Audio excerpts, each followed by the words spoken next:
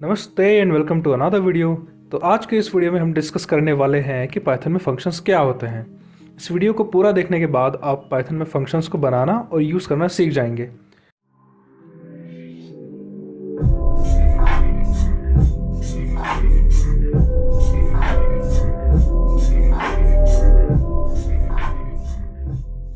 तो आइए इसी के साथ शुरू करते हैं फंक्शंस।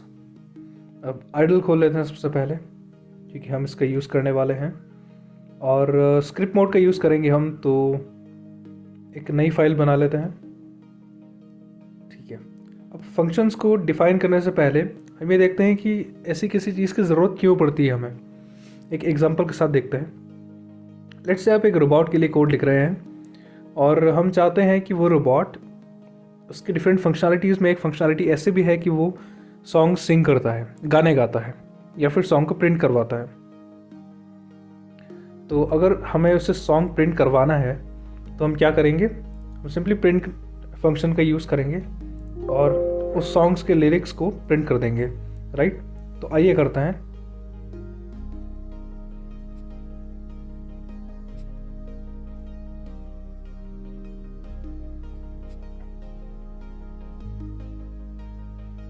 आइए इसको सेव करवाते हैं।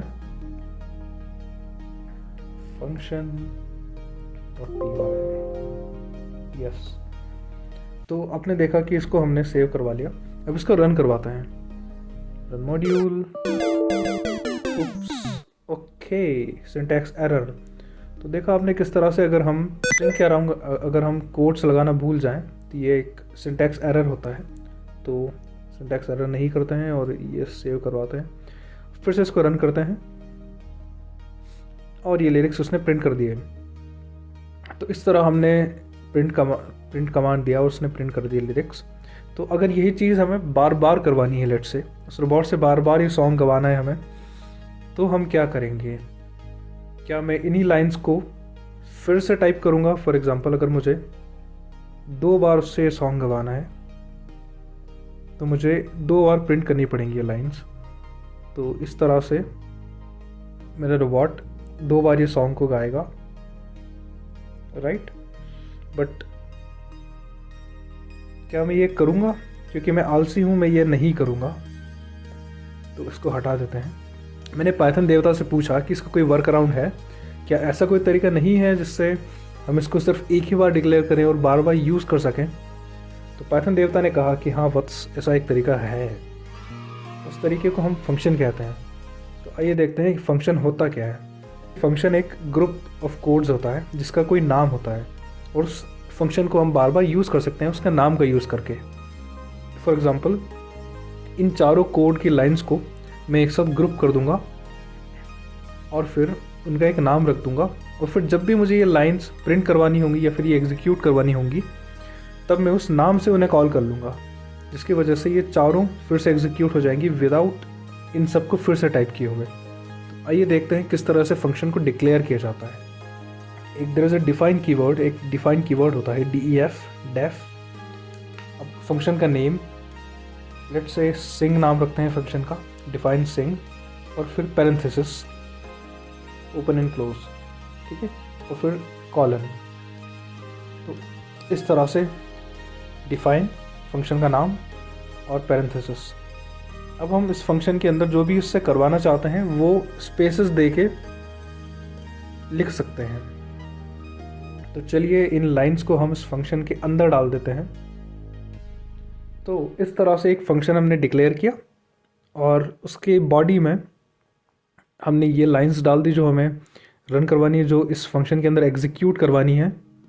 दोस्तों, जो आप में से जो लोग C++ और जावा से वाकिफ़ हैं, उन्हें ये पता होगा कि उन लैंग्वेजेस में फंक्शन को डिक्लेयर करते समय ये कर्ली ब्रैकेट्स का यूज़ होता है, दिस एंड दिस। तो इन ब्रैकेट्स से कंपाइलर को ये पता चलता है कि इस फंक्शन के अंदर कौन कौन से लाइंस हैं या कौन कौन सा कोड इस फंक्शन का हिस्सा है एक्चुअली। तो इस तरह से ये होता है। लेकिन पाइथन में ये ब्रैकेट्स नहीं यूज़ होते। पाइथन में आप इंडेंटेशन का यूज़ करते हैं। ये जो स्पेसेस मैंने दी हैं इसको डिफाइन करने के बाद, इसे हम इंडेंटेशन कहते हैं। और ये ज़रूरी होता है इंटरप्रेटर को ये बताने के लिए कि इस फंक्शन का हिस्सा ये लाइन है ये भी है, ये भी है और ये भी है। तो वो सारी लाइंस जो कि इस इंडेंटेशन के साथ होंगी वो इस फंक्शन का हिस्सा होंगी। अगर मैंने यहाँ पर 4 नहीं 2 स्पेसेस दी होती तो ये वाली लाइन, सिर्फ ये वाली लाइन इस फंक्शन का पार्ट होती, तो ये हमारा फंक्शन होता पूरा। लेकिन 4 स्पेसेस दी हैं और इन सभी के 4 स्पेसेस हैं, तो ये सारी लाइंस एक्चुअली इस फंक्शन का हिस्सा हैं। चलिए इसको सेव करवा के रन करवाते हैं और देखते हैं क्या होता है। और कुछ भी नहीं हुआ, आपने देखा। तो फंक्शन तो हमने बना दिया लेकिन कुछ हुआ नहीं। कुछ इसलिए नहीं हुआ क्योंकि हमने इसको कॉल नहीं करवाया एक्चुअली। तो फंक्शन को डिक्लेयर करने के बाद इस तरह से डिक्लेयर किया। अब इसको हमें जब भी ये कोड रन करवाना है, ये वाला, तो इसको हमें कॉल करना पड़ेगा। तो लेट्स कॉल इट। अब कॉल कैसे करते हैं, फंक्शन का नाम लिखते हैं and then parenthesis open and close. तो इस तरह से फंक्शन कॉल होता है। और जब ये कॉल होगा तब इंटरप्रेटर इन चारों लाइंस को रन करवा देगा। तो फंक्शन के अंदर जो भी है, जो भी उसके कंटेंट्स है, वो सारे कंटेंट्स रन हो जाएंगे, एग्जीक्यूट हो जाएंगे। ठीक है, अब चलिए इसको रन करवाते हैं, रन मॉड्यूल। और ये प्रिंट हो चुके हैं चारों लाइंस जो हमने इस फंक्शन के अंदर लिखी थी। तो इस तरह से फंक्शंस काम करते हैं on a very basic level. इसका फ़ायदा ये हुआ कि दोस्तों, अगर मुझे इसको दोबारा कहीं पे कॉल करवाना है तो मैं फिर से इस फंक्शन को सिंपली कॉल कर दूंगा और ये चारों लाइंस फिर से प्रिंट हो जाएंगी। चलिए 3 बार इसको कॉल करते हैं, नहीं 4 बार करते हैं। तो अब देखते हैं कितनी बार प्रिंट होता है ये। और यही लाइंस 4 बार प्रिंट हुई है, यहाँ से यहाँ तक। तो इस तरह से फंक्शन का यूज़ करते हैं दोस्तों पाइथन में। ठीक है, ये सिंटैक्स आपको याद रखना होगा। डिफाइन, फंक्शन नेम, इंडेंटेशन और फिर उसके कंटेंट्स। प्लीज़ नोट कि सारे कंटेंट्स एक ही इंडेंटेशन के अंदर आने चाहिए। यानी अगर फर्स्ट लाइन में आपने 4 स्पेसेस दी है, 1 2 3 4, तो बाकी सारी लाइंस में भी आपको 4 स्पेसेस ही देनी होंगी। और जब ये फंक्शन ख़त्म हो जाएगा तब आप इंडेंटेशन नहीं लगाएंगे सिंपली। दोस्तों, फंक्शंस इनपुट भी ले सकते हैं, इनपुट में कुछ पैरामीटर्स ले सकते हैं। आइए पहले इसको हटा देते हैं स्ट्रिंग और इसको ऊपर।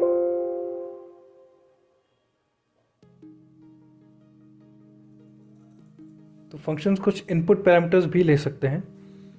तो आइए एक एग्जांपल के साथ देखते हैं कि इनपुट पैरामीटर्स से क्या मतलब है। लेट्स से अगर मुझे 2 वेरिएबल्स को ऐड करवाना है, एक variable a which is 10, variable b which is 12।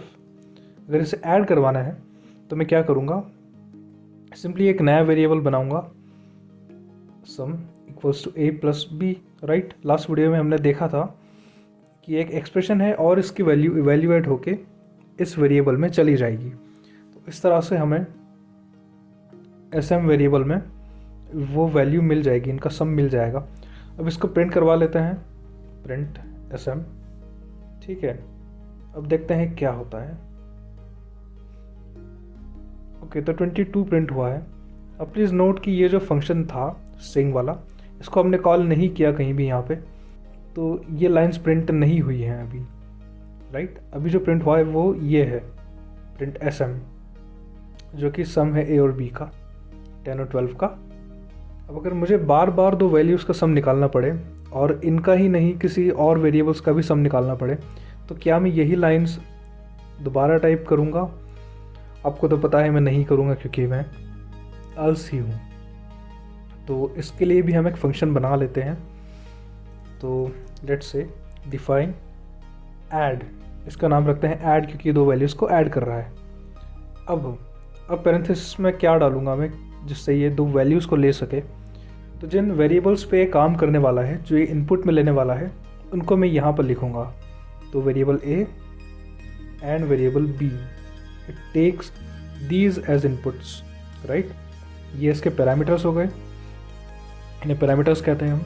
अब कॉलन, अब हमें क्या करना है, जो वैल्यूज़ इसने इनपुट में ली हैं a और b, उन्हें ऐड करवाना है। राइट, तो लेट्स से एक सम वेरिएबल है is equal to a plus b। ठीक है, तो इसने इनपुट में लिया a और b को, दोनों को ऐड करवाया और उसको सेव करवा दिया sm नाम के वेरिएबल में। अब इसे प्रिंट करवा देते हैं। प्रिंट SM और हमारा काम हो गया आई थिंक। तो ये डिफाइन ऐड एक ऐसा फंक्शन है जो कि इनपुट में दो वैल्यूज़ लेता है, दो वेरिएबल्स लेता है A और B, और उनको ऐड करता है और उन्हें प्रिंट करवाता है। तो आइए अब ऐड को कॉल करते हैं और इस कोड को हटा देते हैं क्योंकि इसकी ज़रूरत नहीं है अब हमें। तो आइए ऐड को हम कॉल करते हैं दो वैल्यूज़ के साथ। अब ये जो वेरिएबल्स हैं A और B, ये कोई भी वैल्यूज़ ले सकते हैं, हम इनकी कोई भी वैल्यूज़ अंदर दे सकते हैं। जो भी वैल्यूज़ हम देंगे वो सम अप हो जाएंगी एक दूसरे के साथ एंड देन उनका सम प्रिंट हो जाएगा। तो लेट्स से मुझे ऐड करवाना है 10 और 20 को, तो मैं इनकी जगह 10 और 20 इसे दूंगा इनपुट में और ये उन्हें ऐड करवा देगा होपफुली। तो आइए देखते हैं, और इसने रिज़ल्ट प्रिंट कर दिया 30, राइट। 10 और 20 को इनपुट में लेके ऐड करवा के उसने प्रिंट करवा दिया 30। अब अगर मुझे ऐड करवाना है 1000 और 1000 को, तो इस तरह से मैं ये दोनों वैल्यूज़ दूंगा और रन करवाते हैं। और 30 और 2000, 30 इसलिए प्रिंट हुआ क्योंकि हमने यहाँ भी इसको कॉल किया है और यहाँ भी कॉल किया है। तो ध्यान रखिए, जब भी ऐसे फंक्शन को कॉल किया जाता है जिसमें कुछ पैरामीटर्स लेता है जो कि, तो उस केस में हम उतने ही पैरामीटर्स उसको दे के कॉल करते हैं।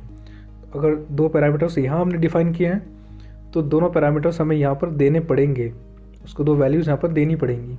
अब आप इसको इस तरह से भी दे सकते हैं, एक वेरिएबल बना के A = 10, B = 20 एंड देन यहाँ पर आप इसको A और B वैल्यूज़ दे दें, राइट। तो ये भी सेम ही काम करेगा, देख लेते हैं एक बार। और ये 30 प्रिंट हुआ है, तो इस तरह से हम इसको वैल्यूज़ दे सकते हैं। ये तो डायरेक्टली आप इसको दे सकते हैं या फिर कोई वेरिएबल बनाकर इसको दे सकते हैं वैल्यूज़। प्लीज़ एक चीज़ का आप ध्यान रखिए कि एक स्कोप नाम की चीज़ होती है, हर वेरिएबल का एक स्कोप होता है जो कि डिफ़ाइन करता है कि वो वेरिएबल कहाँ से एक्सेसिबल है। तो अगर इस फंक्शन के अंदर कोई भी वेरिएबल मैंने बनाया, फॉर एग्जांपल SM वेरिएबल यहाँ पे बनाया मैंने, तो ये वेरिएबल बाहर एक्सेसिबल नहीं होगा, इस फंक्शन के बाहर, यहाँ हम इसको यूज़ नहीं कर सकते। अगर हम यूज़ करने की कोशिश करेंगे तो एरर देगा, क्योंकि ये फंक्शन के अंदर वेरिएबल बना हुआ है तो वो अंदर ही यूज़ हो सकता है और बाहर यूज़ नहीं हो सकता। तो अभी हमने देखा कि ये जो वेरिएबल है जो कि एक फंक्शन के अंदर बनता है वो उसके बाहर एक्सेस नहीं हो सकता, राइट। तो अगर व्हाट इफ़ मुझे ऐसा कुछ चाहिए कि मुझे दो वैल्यूज़ को ऐड करना है और उनका जो सम आए, जो रिज़ल्ट आए, उसको प्रिंट करवाने के बजाय उसको कहीं यूज़ करना है, राइट। तो उस केस में हम क्या करेंगे, क्योंकि ये फंक्शन यूज़ करने से रहे, क्योंकि ये फंक्शन तो हमें ये वैल्यू देगा ही नहीं ना, इसने तो डायरेक्टली प्रिंट करवा दिया। अगर हमें किसी फंक्शन से कोई वैल्यू चाहिए, किसी फंक्शन को फ्रूटफुल बनाना है जो कि हमें कुछ वैल्यू रिटर्न करे, तो उसके लिए हम रिटर्न कीवर्ड का यूज़ करते हैं दोस्तों। फंक्शन जो हैं वो रिटर्न कर सकते हैं कुछ वेरिएबल्स या फिर कोई वैल्यूज़।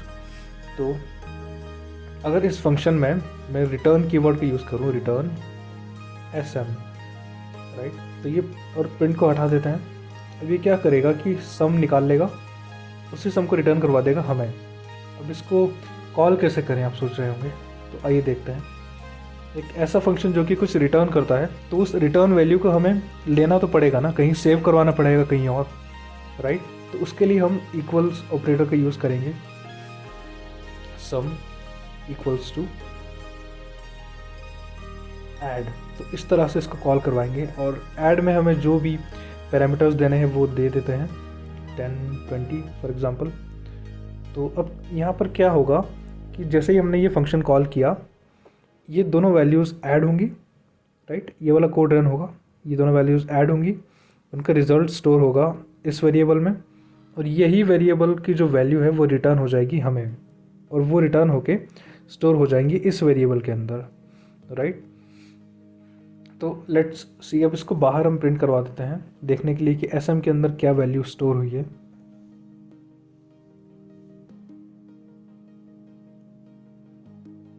और 30 प्रिंट हुआ है, तो बेसिकली SM की वैल्यू अब 30 है, राइट। और ये SM इस SM से डिफरेंट है क्योंकि ये इसके अंदर डिक्लेयर किया गया है और ये SM इसके बाहर डिक्लेयर किया गया है।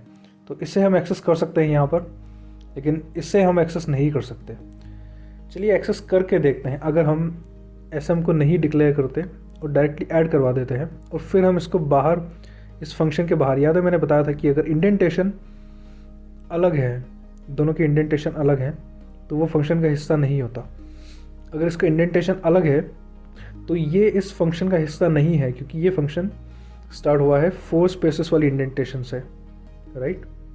तो अब देखते हैं SM का अगर हमने इस फंक्शन के बाहर यूज़ किया है तो क्या होता है। और ये एरर आ गया, नेम SM इज अनडिफाइंड। वो एरर यहाँ पर जनरेट हुआ है क्योंकि SM हमने डिफाइन ही नहीं किया इस स्कोप में, राइट। SM को हमने इस फंक्शन के अंदर डिफाइन किया था और ये बाहर एक्सेसिबल नहीं है। तो इस तरह से फंक्शंस वैल्यूज़ रिटर्न कर सकते हैं। अभी रिटर्न में कुछ भी हो सकता है, ये कोई भी डेटा स्ट्रक्चर हो सकता है, ये कोई स्ट्रिंग रिटर्न कर सकता है, कोई इंटीजर रिटर्न कर सकता है, कोई फ्लोट रिटर्न कर सकता है। और प्लीज़ नोट कि एक फंक्शन में एक से ज़्यादा रिटर्न स्टेटमेंट्स भी हो सकते हैं, लेकिन कॉल एक ही होगा। प्लीज़ नोट कि जब ये रिटर्न स्टेटमेंट कॉल होता है तब वो फंक्शन एंड हो जाता है और उसके आगे अगर मैं कुछ लिखूं तो वो एग्जीक्यूट ही नहीं होगा। For example print anything. अगर इसके बाद में कुछ लिखा है, देखते हैं क्या होता है। तो ये SM को हटा देते हैं क्योंकि इसकी ज़रूरत नहीं है अब। और कुछ भी नहीं हुआ, ये प्रिंट नहीं हुआ क्योंकि रिटर्न उसने करवा दिया। इसके बाद इसका कोई मतलब नहीं निकलता, तो इसको हम हटा देते हैं। तो एक रिटर्न स्टेटमेंट एक फंक्शन का लास्ट स्टेटमेंट होता है जनरली। अब हम आगे देखेंगे कि कौन सी कंडीशंस होती हैं जिनमें ये लास्ट स्टेटमेंट नहीं होता। इसके बाद भी हम स्टेटमेंट्स लिख सकते हैं, लेकिन वो कंडीशनल्स होते हैं। दोस्तों, फंक्शन में डिफ़ॉल्ट आर्ग्यूमेंट्स का भी एक ऑप्शन होता है, डिफ़ॉल्ट आर्ग्यूमेंट या फिर कहें डिफ़ॉल्ट पैरामीटर। तो क्या होता है कि हम किसी भी पैरामीटर को एक डिफ़ॉल्ट वैल्यू देकर सेट कर सकते हैं जब हम फंक्शन डिफ़ाइन कर रहे होते हैं उस समय। तो अगर कोई वैल्यू हम उसको नहीं देते हैं कॉल करते समय, तो वो उसी डिफ़ॉल्ट वैल्यू को यूज़ करता है जो कि डिफ़ाइन करते समय दी है। तो आइए देखते हैं एक एग्जांपल के साथ कि किस तरह से डिफ़ॉल्ट पैरामीटर्स या फिर डिफ़ॉल्ट आर्ग्यूमेंट्स यूज़ होता है। तो एक फंक्शन डिफ़ाइन करते हैं एरिया, जो कि एक सर्कल का एरिया निकालेगा given its radius. Let's say अगर रेडियस वेरिएबल है एक और उसको डिफ़ॉल्ट वैल्यू मैंने दे दी 10, राइट। इस तरह से colon area equals pi 3.14 into R, या फिर मैं यूज़ कर सकता हूँ इस ऑपरेटर का। प्लीज़ नोट कि जो डबल एस्टेरिस्क ऑपरेटर होता है ये होता है पावर ऑपरेटर। तो अगर मैं लिख रहा हूँ R asterisk 2, this means R square, right. आइए अब इसको रिटर्न करवा देते हैं ए। अब मैं इसको कॉल करता हूँ इस फंक्शन को और इस वैल्यू को रिट्रीव कर लेता हूँ, या फिर तो area equals area and let's see. यहाँ पे हमारे पास ऑप्शन है कि इसको रेडियस देनी है या नहीं देनी, क्योंकि हमने डिफ़ॉल्ट डिफ़ाइन कर रखी है यहाँ पर। तो अगर हम कुछ वैल्यू नहीं देते यहाँ पर तो वो उस डिफ़ॉल्ट वैल्यू को ही यूज़ करेगा। तो आइए देखते हैं, पहले इसको प्रिंट करवा लेते हैं ए को, ताकि हमें पता चल जाए कि उसमें क्या वैल्यू है। तो run module, R is not defined, okay it should be radius not R, right. अगर हमने कोई ऐसा वेरिएबल यूज़ किया है जो कि डिफाइन नहीं किया, तो इस तरह से एक एरर आता है कि नेम आर इज़ अनडिफाइंड। फिर से रन करते हैं इसको।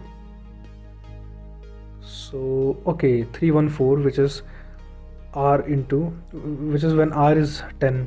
जब आर की वैल्यू 10 है तो एरिया 314 होगा। तो इस तरह से इसने डिफ़ॉल्ट रेडियस का यूज़ किया। अगर हम चाहें कि 20 रेडियस वाले सर्कल का एरिया निकालना है तो 20 दे के इसको रन करवा सकते हैं, और ये एरिया शुड बी 4 टाइम्स। तो इस तरह से डिफ़ॉल्ट पैरामीटर्स काम करते हैं। प्लीज़ नोट कि आप डिफ़ॉल्ट पैरामीटर्स को इन पैरामीटर्स नॉर्मल पैरामीटर्स के साथ भी दे सकते हैं। तो उसके लिए भी एक एग्जांपल ले लेते हैं। सो define area of a rectangle, height, width को हम एक डिफ़ॉल्ट पैरामीटर सेट कर देते हैं, डिफ़ॉल्ट वैल्यू देके 10। Area equals into width. I hope ये फॉर्मूला आपको पता ही होगा, area is height into width return area, right. तो अब इसको कॉल करते हैं, area A equals to area of rectangle. अब हाइट की वैल्यू हमें देनी पड़ेगी क्योंकि ये एक डिफ़ॉल्ट पैरामीटर नहीं है, इसकी वैल्यू हमने पहले स्पेसिफाई नहीं करी है, तो वैल्यू हमें देनी होगी। Let's say height is 20 and width की वैल्यू नहीं देते हैं, देखते हैं क्या होता है।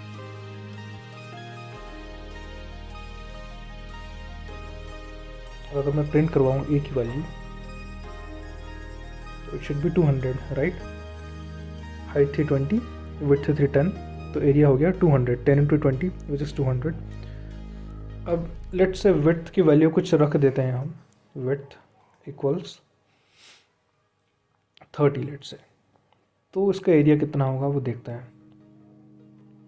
Print A which is 600, right. तो इस तरह से हम दोनों वेरिएबल्स को एक साथ यूज़ कर सकते हैं, दोनों टाइप के पैरामीटर्स को, राइट।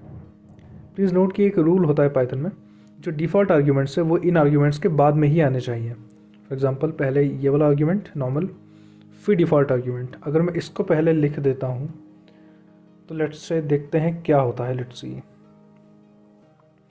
रन करेंगे इसको और ये एरर आ गया, non default argument follows default argument. तो जनरली डिफ़ॉल्ट आर्ग्यूमेंट्स को नॉन डिफ़ॉल्ट के पहले ही बाद में ही लिखा जाता है, सॉरी नॉट पहले, बाद में ही लिखा जाता है।